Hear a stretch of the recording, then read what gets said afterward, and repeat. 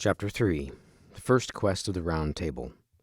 When King Arthur had conquered Rhiannon and North Wales and the other rebel kings, he marched to the north and to the east with his knights and defeated the Saxons in 6 great battles.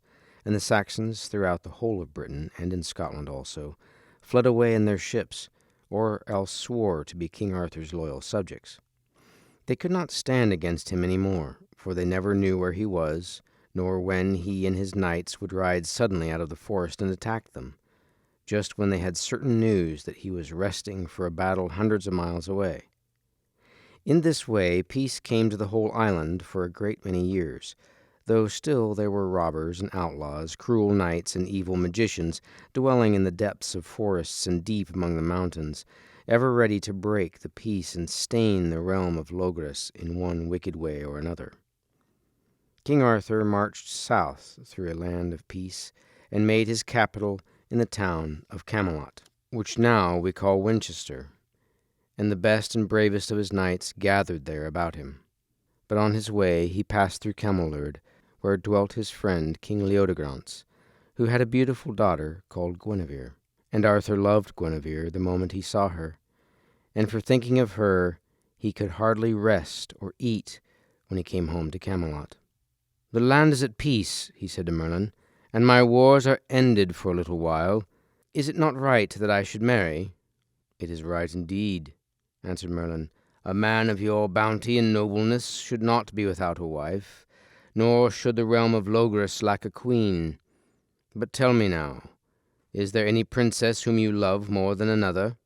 "Yes, indeed there is," said Arthur. "I love Guinevere, King Leodegrance's daughter, and she is the fairest, sweetest, loveliest, and purest maiden in all the world. Her will I wed, or die a bachelor." "Certainly she is among the fairest," said Merlin. "Yet I would that you loved another, for by her very beauty shall come the end of Logres, when the best knight of your court shall love her, bringing shame upon her and upon himself, bringing war between you and him, bringing in the day when the traitor of Camlan shall triumph, not long after the coming of the Holy Grail, which shall be a sign that the glory of Logres is at hand, and its passing also. Yet Guinevere is the fairest lady in all the world, and when a man's heart is set upon such a damsel as yours is upon her, he will not be turned." "There you speak truth," said Arthur, "for Guinevere I will have to be my queen." Merlin went to King Leodegrance, and told him of Arthur's love. "To me," said King Leodegrance, "this is the best news I've ever heard, that so noble and worthy a king should love my daughter. Now all my lands shall be King Arthur's, and all my followers his knights. At the feast of Pentecost we shall bring Guinevere to him, and that day shall be the wedding." Meanwhile at Camelot King Arthur held a feast at Easter, but before the knights of his court would be seated at the long table in the hall, a great strife broke out between them as to where they should sit, for they counted it a greater honor to be near the head of the table than near the foot. "We shall amend this at Pentecost," said Merlin, when he heard of the quarrel. "On that day I will set a table here in the hall, which shall be the center of the glory of Logres, a table whose fame shall live while the world endures." The feast of Pentecost drew near, and many knights gathered together, and some young men also who wished to become knights, among whom were Gawain, King Arthur's nephew, and Tor, the son of King Pellinore. And these King Arthur knighted on his wedding morning, and decreed that these, his newest knights, must do some great deed to show their worth, the first quest that should be brought before him. The wedding was a very splendid ceremony indeed, with 2 archbishops to join their hands and 4 kings to bear golden swords in front of them as Arthur and Guinevere marched out of the abbey where the people were waiting to cheer them. They came at last to the banqueting hall, and there Merlin awaited them, standing before a great round table of stone and wood which filled it almost from side to side. "Hail, King and Queen of Logres!" cried Merlin. "Your places wait you at the table, and seats also for 150 knights, the knights of the Round Table.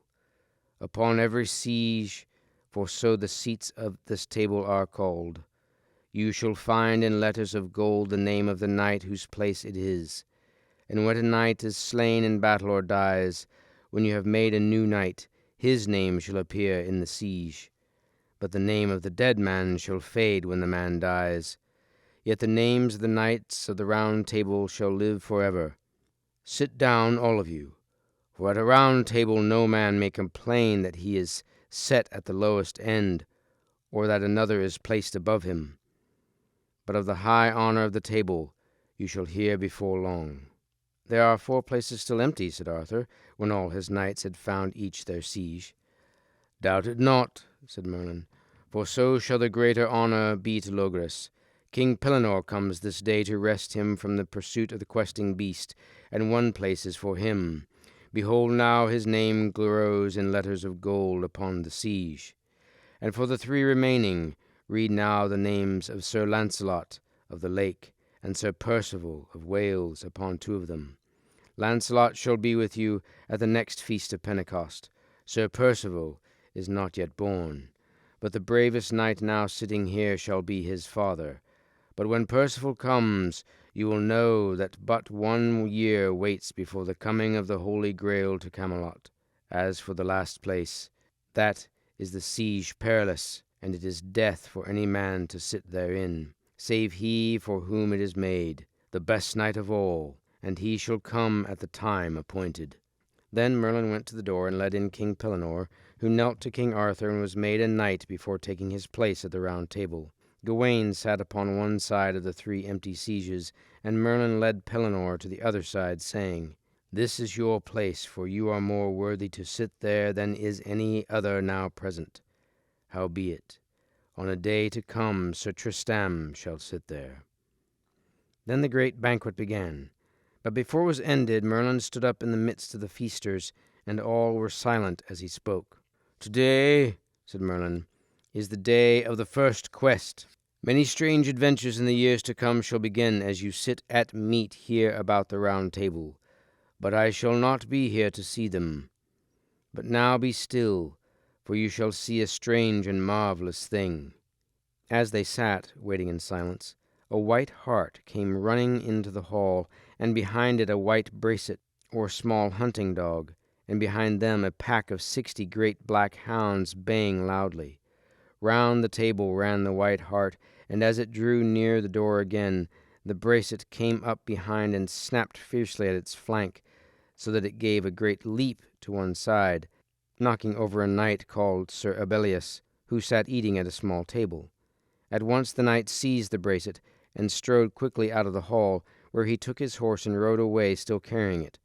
The black hounds went away into the forest after the white hart, but before the bell of their baying had died away in the distance, there came riding into the hall a damsel on a white palfrey, and cried aloud to King Arthur, saying, "My lord king, suffer me not to be robbed in this way, for the bracet is mine, which yonder knight has taken with him." "But this is no affair of ours," said King Arthur, who feared very much that he himself might be called upon to ride after Sir Abelius, then and there on his wedding day.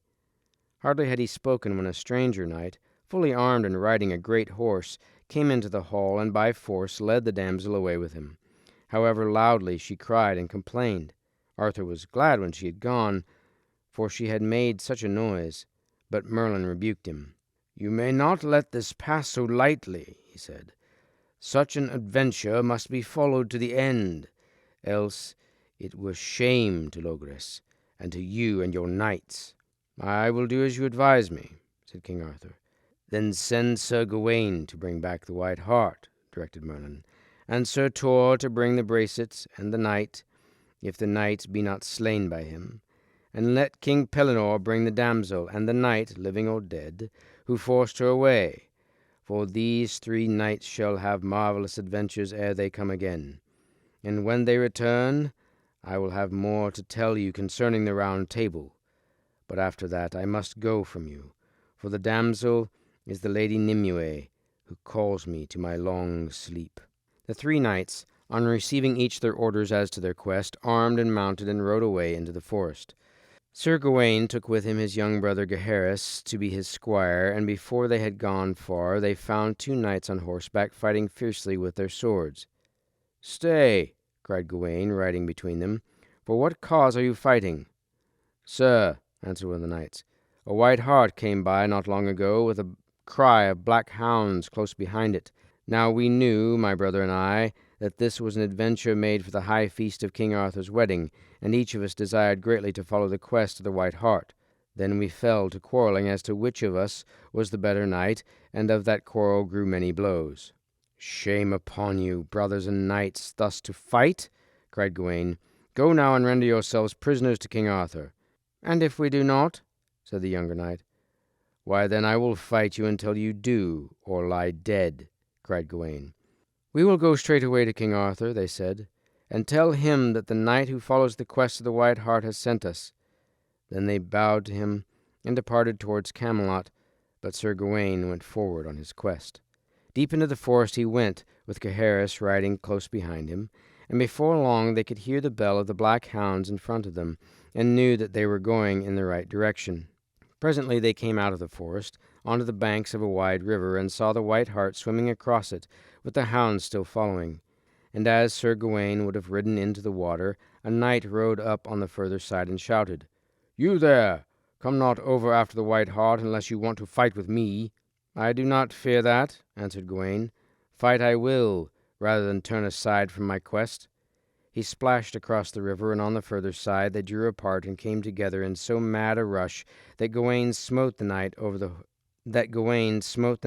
his horse's tail. "Yield you now?" cried Gawain. "Not I," answered the knight, struggling to his feet. "I am Sir Aladine of the Outer Isles, and never will I yield with life to a raw young knight like you." So Gawain leapt down from his horse, and to it they went with their swords, striking mighty blows. But in a little while Gawain smote Aladine of the Outer Isles such a slash across the head that his helmet split in half, and his head also, and that was the end of him. "Ah," said Gaheris proudly, "that was indeed a mighty stroke for so young a knight." After the white hart they went, following 6 of the black hounds which still were hot on its trail.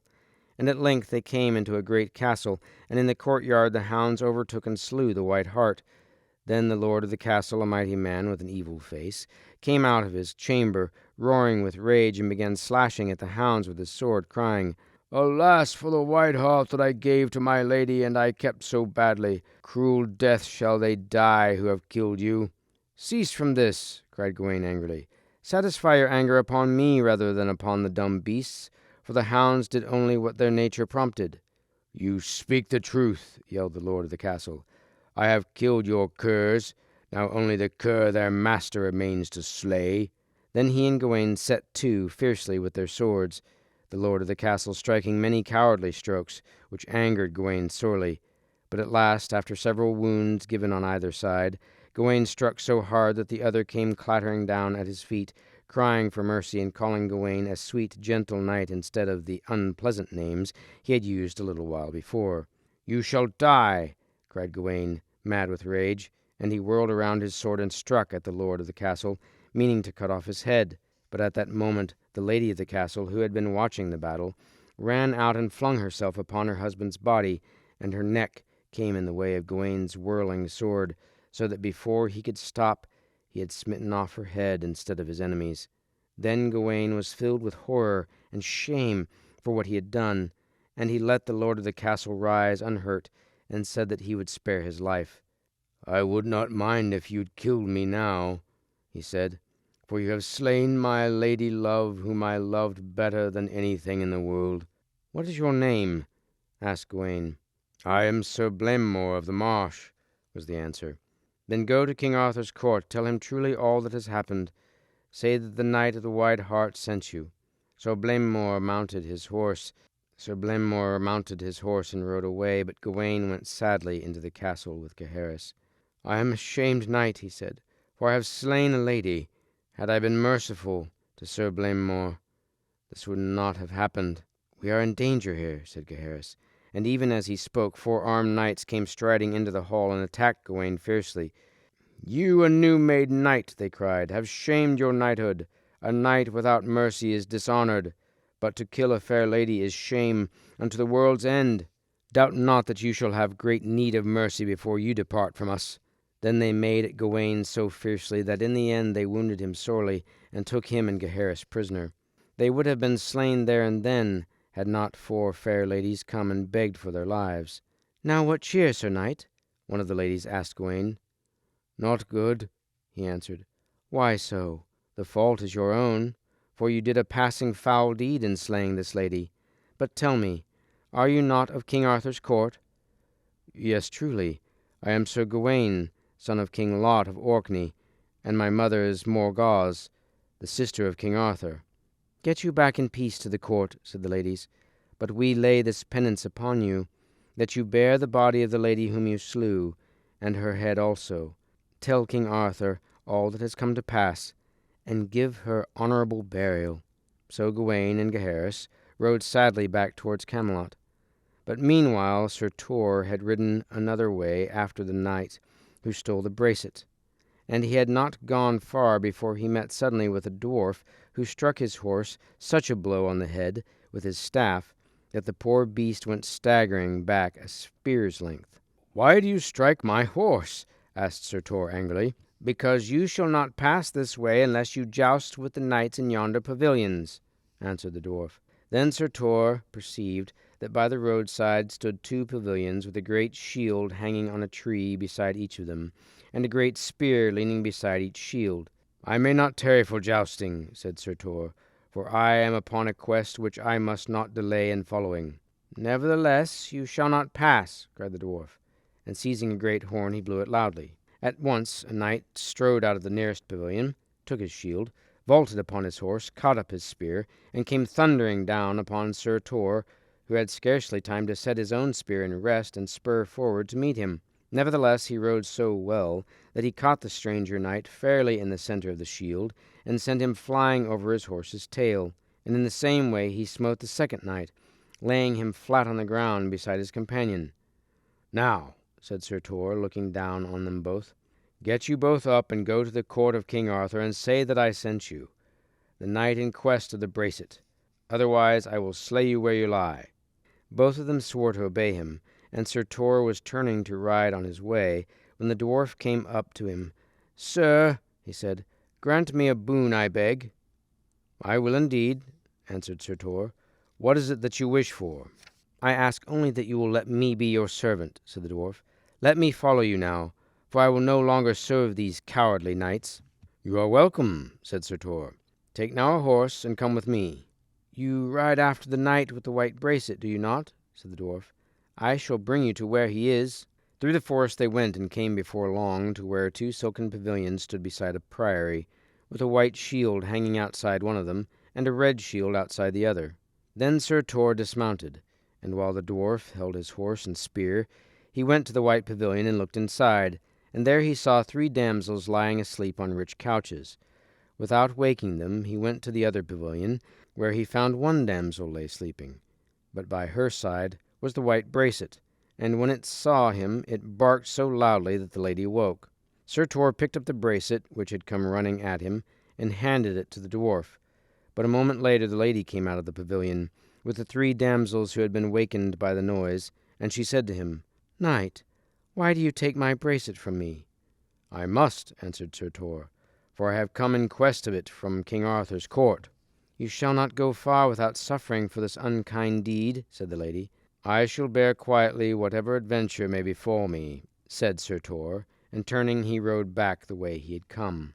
They had not gone far on the road to Camelot, however, when they heard the sound of hoofs behind them, and the voice of Sir Abelius, the knight who had first taken the bracelet, shouting, "Knight, wait a while, and give me back the bracelet which you have stolen from my lady." Sir Tor turned at this, and set his spear in rest. Then Sir Abelius did likewise, and they rode together with a great crash which flung them both from their horses. Then they drew their swords and fell to the battle, striking great strokes until the armor flew from them in fragments, like the splinters beneath a woodman's axe. At last Sir Tor struck Sir Abelius to the ground. "Yield now," he cried. "Never," gasped Abelius. "Never will I live unless you give me back the bracelet." "That will I not," said Sir Tor, "for it was my quest to bring it back to King Arthur, and to send you thither as a vanquished knight." At that moment a damsel on a palfrey came riding up as hard as ever she could. Sir knight, she cried to Sir Tor, for the love of King Arthur and the glory of his court, give me the gift that I shall ask you. As you are a gentleman, grant me that which I shall ask. Now when Sir Ebelius saw the damsel, he started to tremble, and very slowly he rolled over and began to crawl away. Well, said Sir Tor, ask a gift for a damsel, and I will give it to you. I thank you, she answered, and now I shall ask you for the head of this false knight Ebelius, for he is the most outrageous knight living, and the wickedest murderer. Now I repent me of my promise, said Sir Tor. Cannot he make amends for any wrong that he has done you? Not possibly, said the damsel, for he slew my own brother before mine eyes, and would not spare him, though I knelt half an hour in the mud begging him for mercy. So strike off his head quickly, I beg of you, or else I shall shame you as a false knight at the court of King Arthur. Sir Ebelius heard all this, and now he stood a little way off and begged Sir Tor to spare his life. I may not now, said Sir Tor, or I should be false to my promise. Moreover, I offered you mercy a little while ago, and you would not yield. Then Ebelius turned and ran, but Sir Tor overtook him quite soon, and smote off his head at a single blow. Now, sir, said the damsel, come and rest a little while at my manor, which is near by. So Sir Tor went with her, and was entertained well by the good old knight her husband, who thanked him for having avenged the murder, and told him that he would ever find a welcome with him and his wife. Then Sir Tor rode towards Camelot in the cool of the evening, the dwarf carrying the bracelet behind him, and before long he found his father, King Pellinore, weeping over a dead knight and lady beside a well. Alas, my father, said Sir Tor, what sorrow has befallen you here? The shame is mine, said King Pellinore. When I rode out from Camelot to bring back the Lady Nimue, I was so eager in my quest that I would not stay for any. As I came past the well, this lady called to me, Help me, knight, help me for Christ's sake. But I would not stay, and now she has slain herself for grief, as I perceive, for this knight who has died of his grievous wounds. Then the Lady Nimue came from the edge of the forest and asked King Pellinore the cause of his sorrow. Now do I advise, she said, when he had told her. Take up these bodies and bear them with you to Camelot, that they may have honourable burial. How did you fare in your quest? Asked Sir Tor, when he had told his father of the quest of the bracelet. It was not hard, answered King Pellinore. When I had ridden some way through the forest, I came upon the Lady Nimue, held by 2 squires. Fair lady, said I, you must come with me to King Arthur. That would I gladly, she answered. You may not have her, said the squires, until you have spoken words with the 2 knights who fight for her yonder. Turning, I saw 2 knights battling furiously with swords, until all the grass of the glade was trampled and bloody. Riding to them, I asked why they were fighting. For this lady, they said, and you shall not have her. Then without more ado they both turned and attacked me, and before I had time to dismount, one of them leapt forward and killed my horse, laughing. Now you are on foot as well as we are. Guard yourself, I cried in great rage, for I will give you such a buffet for slaying my horse. Then I struck and split his helmet and his head to the chin at one blow. But the other knight did not try to fight with me. I am Sir Meliot of Logier, he said, and I did but strive to save the Lady Nimue from this man whom you have slain. Take now his horse, since he has slain yours, and ride with my cousin the Lady Nimue to King Arthur's court, and one day you will see me there also. Then we rode back slowly, and met you beside the well. A little nearer to Camelot they overtook Sir Gawain, riding sadly with the lady's body across the saddle before him, and together they came through the streets in the soft evening light and into the great hall of the castle, where Arthur and his knights were sitting at supper about the round table. Then before they could sit down in their places, each of them was bidden to tell of their adventures on the quest which had been set him. Ah, King Pellinore, said Queen Guinevere, you were greatly to blame that you saved not the lady's life beside the well. Alas, said Pellinore, I was so fierce on my quest that nothing could stop me, but I shall blame myself all the days of my life. Well may you, said Merlin gravely, for the lady was your own daughter Elaine, whom you have sought these many years, and her husband was the good knight Sir Miles of Landleys. Your son, Sir Tor, has done well, said Arthur gently, striving to soothe King Pellinore in his grief. Right gladly do I welcome him to his place at my table, and sit you also, for you will not again ride past those who beg you for help. But what of my nephew Gawain? Why does he look so full of sorrow, and carry the headless body of a damsel?" "I slew her," said Gawain sadly, and he told all the tale of his adventures, hiding nothing. "This has come upon me as a punishment, for that I would not show mercy to the vile knight whom I meant to slay. Hereafter I swear always to be merciful, and to spare all those who ask for mercy. Moreover, I set this penance before myself, ever and especial to fight for all damsels and all ladies who seek my aid, and to be their knight in all humbleness and honour." "Well have you learnt," said Merlin gently, "and Sir Gawain has suffered the cruellest lesson, even as he shall be in days to come the noblest, the bravest, and the most merciful of knights. But behold now, on this the first day of the Round Table, I lay upon you all the order of chivalry. All of you, and those who shall sit afterwards at this table, are the knights of Logres, and for the glory of Logres, the realm of righteousness, do not ever depart from the high virtues of this realm. Do not outrage, nor murder, nor any cruel or wicked thing. Fly from treason and all truthfulness and dishonest dealing. Give mercy unto those who seek it, or sit no more at this table. And always give all the help in your power to ladies and damsels. Go out to succour gentlewomen and widows. Turn from all else to right any wrong done to any woman in the world, and never, on pain of death and eternal disgrace, do any ill thing to a woman, or suffer it to be done, nor for love or gain fight in any quarrel that is not just and righteous. To these things you shall swear upon the blessed sacrament," said King Arthur, "and every year upon the feast of Pentecost see that you all come hither to Camelot to swear that oath anew. Then shall we take our places all together at the Round Table. But I swear not to eat that day until some quest or some adventure has come to us." "Do you even so," said Merlin, "that the realm of Logres may endure for many years as an example to all the men of after time. For be you sure that, though you all die, its fame and its example shall live forever. But now I must depart from among you, to sleep my long sleep until the time appointed, when the next circle of Logres shall again be formed upon the earth. These are things that you may not understand, but this you may. Break not your oaths of chivalry, nor fail in your allegiance to King Arthur, the symbol and the ruler of the realm of Logres." Then Merlin passed slowly down the hall and away into the night, and the Lady Nimue, she whom King Pellinore had brought to Camelot, rose quietly from her place in the hall and followed him.